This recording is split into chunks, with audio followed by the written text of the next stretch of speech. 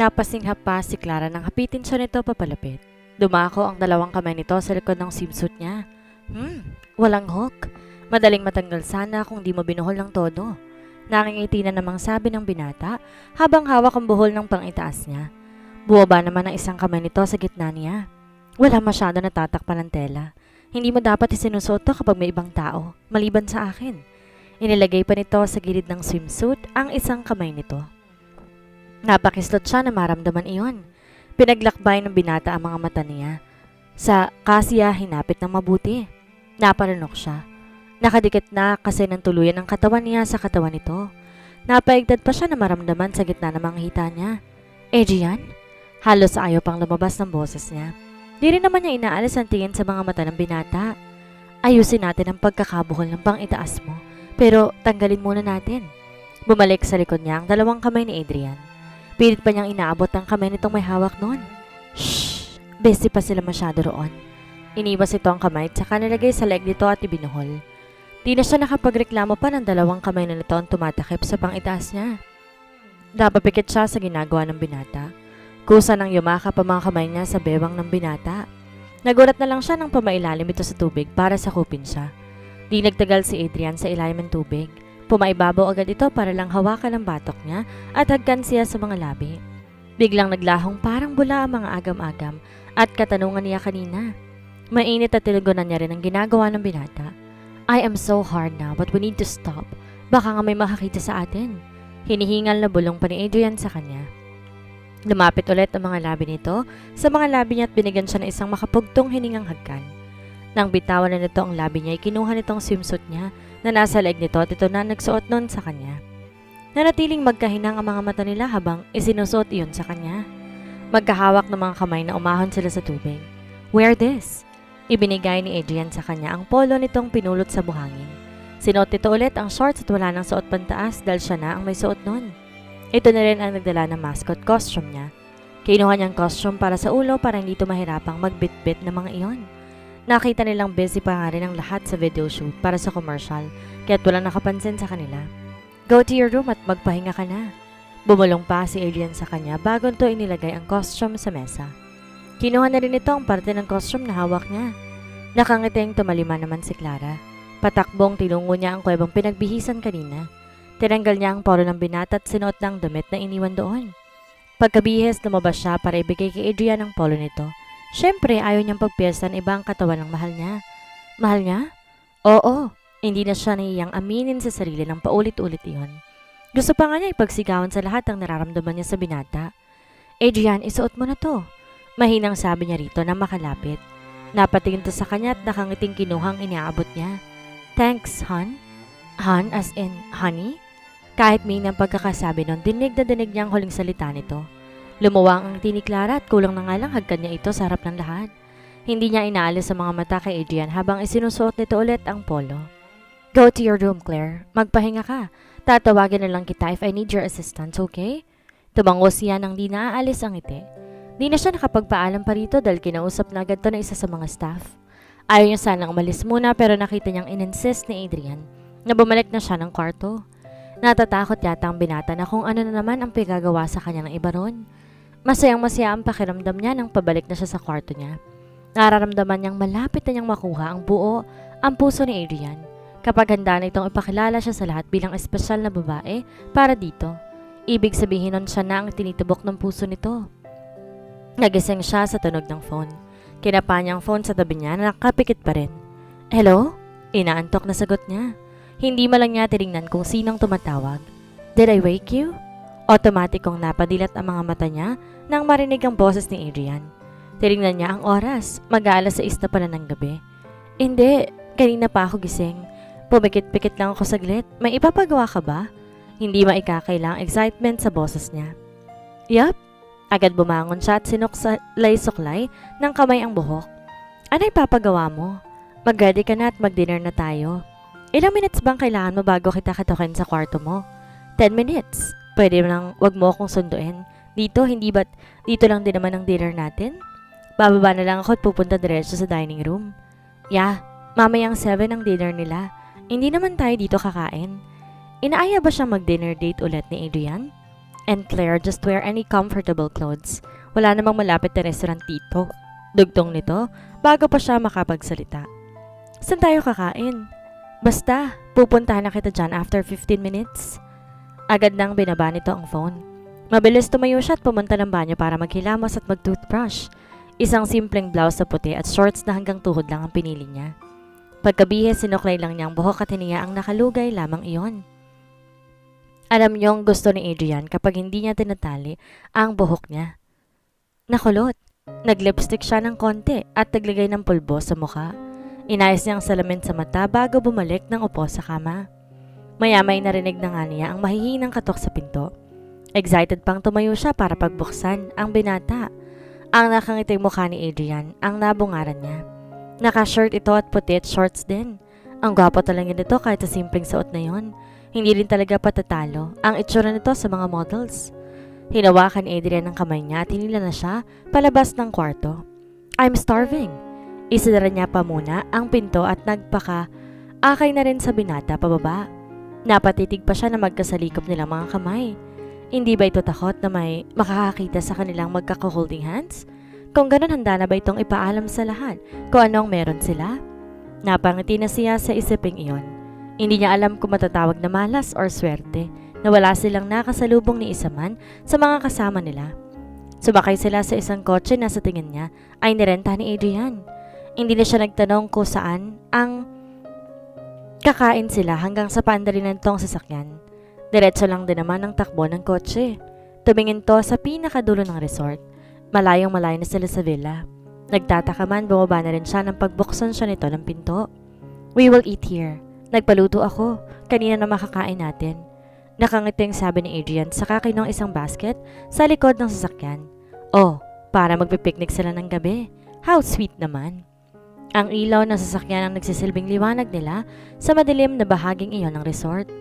Nilapag nito ang breakfast sa harapan ng kotse at inilabas ang mga pagkain. Tinulungan na rin niya ang binata. Ang bango! Favorite ko pa naman ng seafoods. Nakangiting sabi niya na makita mga putahe na ipinaluto ni Adrian. I know! Walang anumang sinabi nito. Paano mo nalaman? Shock na tanong ni Clara.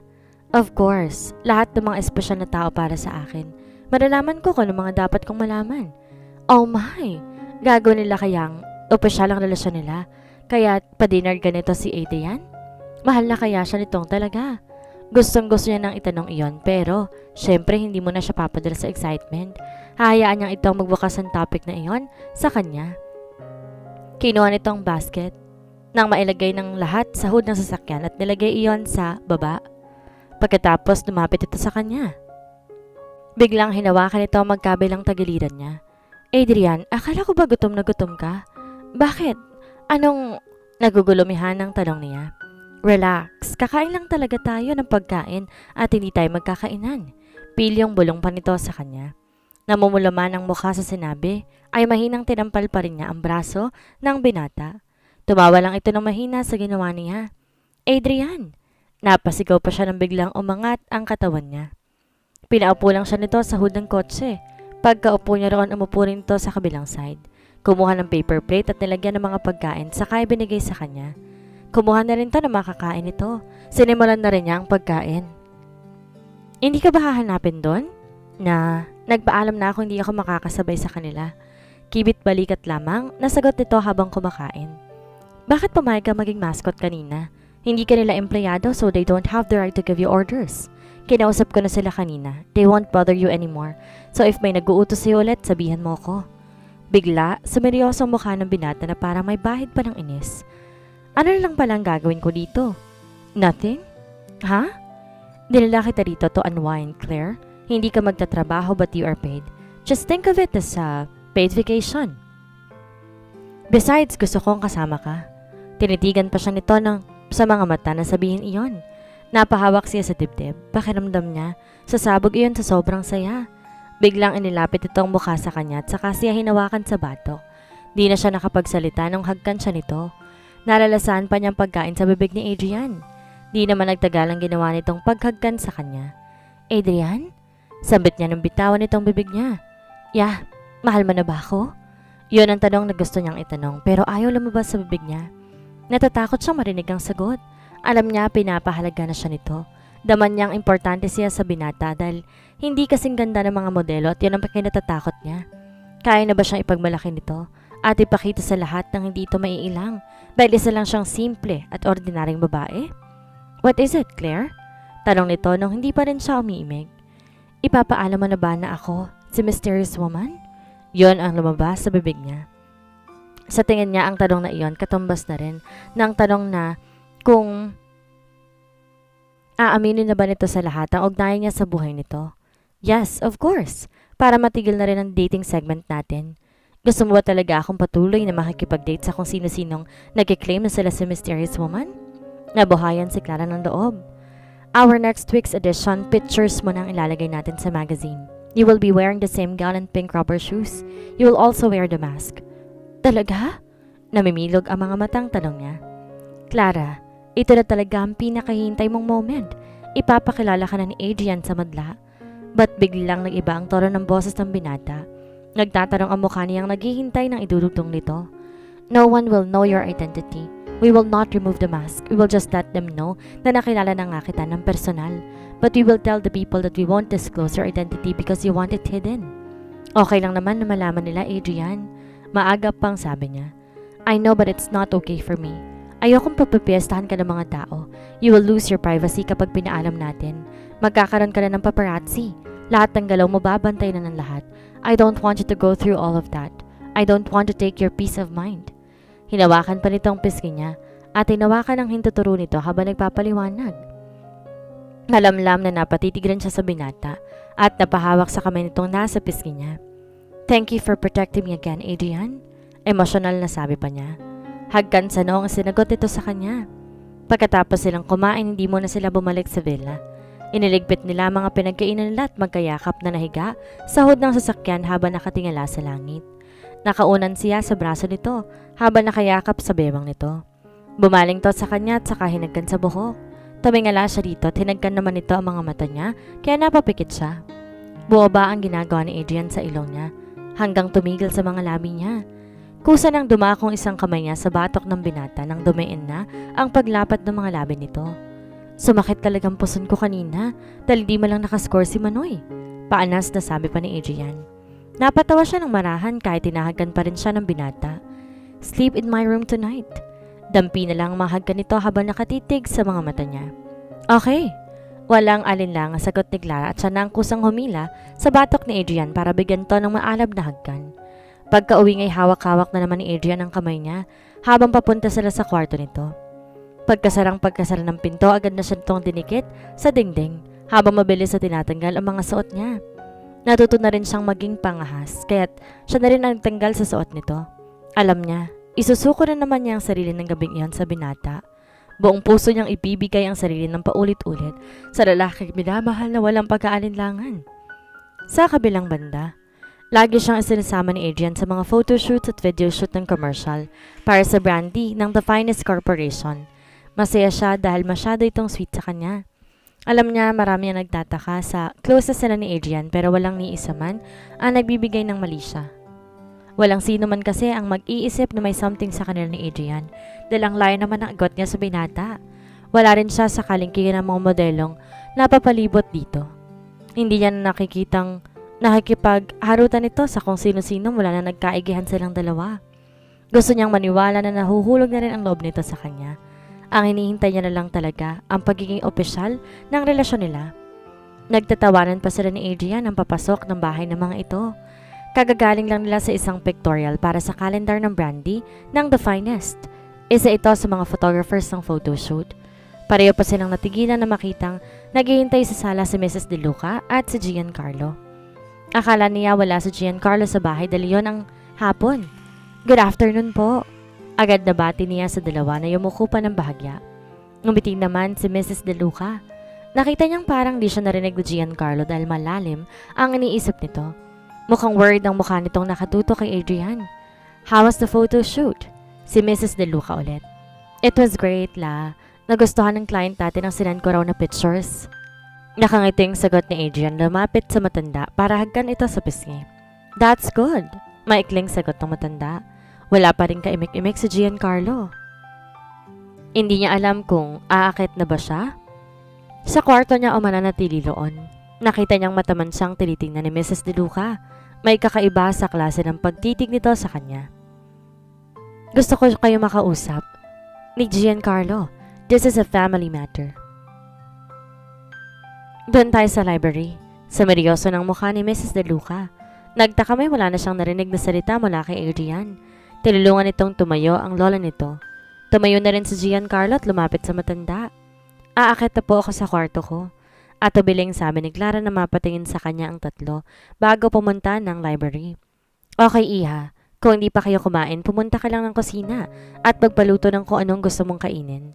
Nginitian pa siya ni Mrs. De Luca bago ito tuluyang nagpaakay sa mga apo. Kakakain lang namin la. Magpahinga ka na muna, Claire. Masuyong sabi ni Adrian sa kanya. Nakita niya nang bumaling ang mukha ng lola nito sa binata na parang nasisiyahan sa nasaksihan. Napatitig lang siya sa mga ito habang papunta ang tatlo sa library. Ewan niya kung bakit parang gustong-gusto niyang pakinggan ang pinag-uusapan ng mga ito. Malakas ang kutob niya na malaki ang parte niya roon. Kusa naglakad papuntang library ang mga paa niya. Sakto naman di masyado nakasarang mabuti ang pinto kaya't maaari niyang marinig ang usapan ng mga ito sa labas. Wala siya makita ng mga katiwala sa loob. Alam niya rest day ng halos ang lahat ng mga iyon kapag linggo. Isa o dalawang katulong lamang yata ang mga tao sa loob. Inihintay niyang simulan na ng mga ito ang pag-uusap. Is there a problem? Agad ng tanong ni Adrian. Baka sa pagkabahala sa boses nito. No, iho, in fact, naayon ng lahat sa gusto ko mangyari. Then bakit parang seryoso yata ang pag-uusapan natin? I don't think this is fair. Gaya ng sabi mo, maganda ang mga nangyayari sa atin. Wala tayong dapat na ikabahala. Hindi ko maintindihan kung bakit inaasa mo sa isang taong kapalaran ng ating pamilya. Si Giancarlo ang nagsalita. Nahihimigan niya ang disgusto sa tono ng pananalita ng lalaki. What is it? Please enlighten me. Nagugulumihan ang tanong ni Adrian. This won't be a burden to you, Adrian. Nakikita ko naging malapit na kayo sa isa't isa ni Clara. I think magugustuhan mo pa nga ito. Si Mrs. De Luca uli. Ang alin ho? Mas lalo yatang lito si Adrian sa sinabi ng lola nito. Nakakunot noo pa si Clara nang marinig niya ang pangalan. Sinasabi na nga ba niya at may kinalaman sa kanyang pag-uusapan ng mga ito. Kinukonsulta ulit sa paborito ko manghuhula. Isa lang ang sinabi niya upang di na tayo kailanman magka-problema sa kumpanya natin. Biglang tumahip ang dibdib ni Clara sa narinig. Walang binabanggit ang lola niya sa mga bagay na kinukonsulta ni Mrs. De Luca. Hindi rin ito sinasabi ang mga payo nito sa boss niya. And that is? Seryosong-seryoso masyado ang boses ni Adrian. Dapat isa sa inyo ang magpakasal kay Clara. Walang paligoy-ligoy na tura ng matanda. What? Medyo napalakas ang boses ni Adrian sa tanong na iyon. Muntik nga ring matumba si Clara sa narinig. Hiniling niya sa lola niya na wag na siyang ikonekta sa mga hula at payo na binigay nito kay Mrs. De Luca. Pero bakit hindi nito sinunod iyon? I already explained it to Lola. Adrian, ayoko mangyari sa iyo nangyari sa amin ni Hannah. Si Giancarlo na nagsalita ngayon. I thought nagkakaigahan na kayo ni Clara. Malumanay na sabi ni Mrs. De Luca. Hindi agad nakaimek si Adrian. Kaya kahit siya'y naghihintay ng isasagot ng binata. You know how I hate it when you try to control our feelings. This is something na hindi dapat inaaasa lang sa isang manghuhula. And how did she know about Clara, by the way? Katahimikan ang namagitan. Oh yeah, manghuhula nga pala siya. Sarcastic na sagot pa ni Adrian sa sarili nitong tanong. I can see some changes in you mula nang dumating sa buhay natin si Clara. I love seeing the old Adrian. Iba ang siyang nakikita ko sa mga mata mo. I was just waiting for you to announce that there is something going on between the two of you. I did not expect na magiging ganito ang reaksyon mo. Akala ko hahayaan mo na kaming mamili na babaeng pakakasalan namin. Ani Giancarlo. Yes, you're right. Pinapabilis ko lang ang proseso dahil alam ko namang doon din papunta si Adrian at si Clara. But she is not even his girlfriend. How can you assume that, La? Boses pa rin ni Giancarlo iyon. Wala na siyang narinig pa mula kay Adrian. Kaya tumayo siya bahagya para sumilip. Nakita niyang nakatiimbagang ang mukha ni Adrian. Nasasaktan siya sa reaksyon ng binata. Ayaw ba nito sa kanya? Pero bakit iba naman ang pinapakita nitong mga nagdaang araw? This is insane. Bulalas na nasa loob na akmang aalis na doon, kaya't nagmamadaling tumakbo siya paalis sa lugar na kinaroroonan niya. Napatakbo si Clara paalis doon. Di na siya lumingon pa habang patakbong inaakyat niya ang hagdanan. Hinihingal na narating niya ang kwarto niya. Biglang nawalan siya ng lakas kahit tumayo nang maisara niya ng pintot kaya pasalampak siyang umupo sa sahig. Sinapo niya ang mukha. Gusto niyang maiyak na ewan. Naalala niyang bigla na pag-usapan nila ni Adrian dati. Hindi ba't sinabi nitong siya ang kusang lumayo kapag dumating sa puntong gugustuhin na ng lola nito na ipakasal siya sa isa sa mga apo? Ibig sabihin ba nun panahon na para umalis siya sa buhay ng mga diluka? Paano pala yung espesyal na namagitan sa kanila ni Adrian? Wala ba iyong halaga? Gusto niyang linawin yun sa lalaki bago siya makabuo ng desisyon. Mabilis kinuha niyang phone sa bag at tinawagan ng lola niya. Ang bagay na ito ang unang dapat niyang linawin. Matagal bago nito nasagot ang phone. O apo, napatawag ka. Akala ko ba busy ka ngayong araw? Napakunot noo siya nang marinig ang boses ng matanda. Bakit parang inihingal po kayo? At nasa kusina kasi ako at tinakbo ko tong kwarto mo nang tumunog ang cellphone ko. Matagal bago siya nagsalitang muli. La, bakit niyo pala sinabing dapat akong pakasalan ng isa sa mga apo ni Mrs. De Luca? Pinipigilan niyang lagyan ng emosyon ang boses ng itanong iyon. Gusto niyang munang marinig ang paliwanag ng lola niya. Ito naman ang di nakaimik agad. La, akala ko kasi ay okay lang. Ikinukwento naman ni Mrs. De Luca na naging malapit ka na sa isa sa mga kambal. Hindi ba't ito naman ang gusto mo dati pa? Gusto ko lang matupad ang pangarap mo, apo, bago man lang ako mawala sa mundo. Hindi niya magawang magalit dito. Alam niya lahat ng mga desisyon nito ay kapakanan niya lagi ang iniisip simula pa pagkabata niya. Napaiyak siya sa narinig. Gusto niyang manumbat pero wala naman siyang makapanggalit o hinanakit sa matanda. Pinahid ni Clara ang luha sa pisngi. Thank you, La. Medyo gumaralgal pa ang boses niya. Bakit, anong nangyari? Na ipahamak ba kita? Worried na tanong nito. Hindi po. Salamat sa lahat, La. Mahal na mahal po kita. Tuloy na siyang humikbi nang sabihin iyon. Nag-aalala na tuloy ako rito. Gusto mo ba dalawin kita dyan? Wag na po. Ako na lang po ang dadalaw sa sunod na linggo. Akala niyo ba nakalimutan ko ng birthday mo? Talaga? Magluluto talaga ka ng mga paborito mo. Anong araw ka ba uuwi? Excited pang tanong nito. Sa Sabado po. Kahit di pa siya sigurado kung mapagbibigyan ng bigla ang desisyon niya na mag-leave ng ilang araw, nangako na siyang uuwi ng Sabado sa lola niya. Hindi niya na binanggit ulit ang tungkol sa ipinayo nito kay Mrs. De Luca. Ayaw niya na mag-guilty ang lola niya. Ano ang gagawin ni Clara sakali malaman na ni Adrian ang tungkol sa kanila ng lola niya? Iiwanan na ba siya ng binata? Yan po ang ating aabangan sa susunod na kabanata.